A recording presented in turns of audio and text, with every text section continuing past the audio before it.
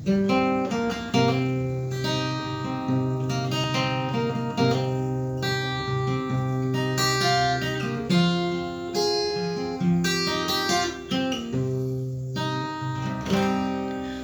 ฮอดความเก่า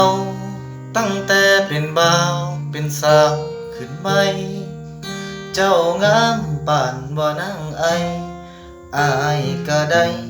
ฉายาผ้าแดงไทยบ้านว่าเหมาะสม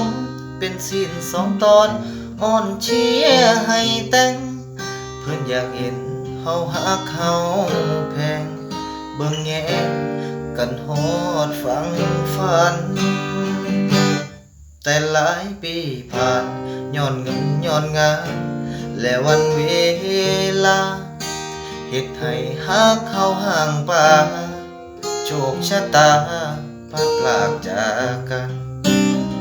ข่าวว่าน้องนางไอมีคนป้อนไข่ได้เข้าพาควันจนมีลูกมีเต้านำกันอ้ายนั้นจำต้องเฮ็ดใจมือบุญบังไฟ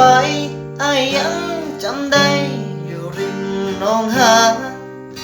เมื่อครั้งหลายปีเคยผ่านจะย้อนตำนานผ้า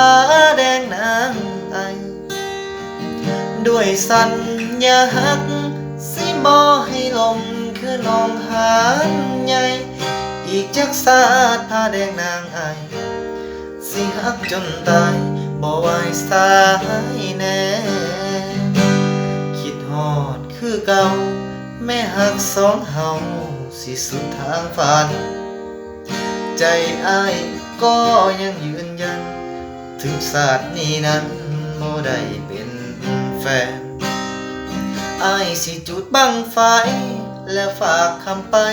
บอกให้อาแทนว่าผ้าแดงยังมันยังแกล้งรอต่อสายเน้นนางไอของอ้ายศาสตร์นี้ขาดผู้ห่วมใจสิทาศาสตร์ใหม่นางไอของอ้าย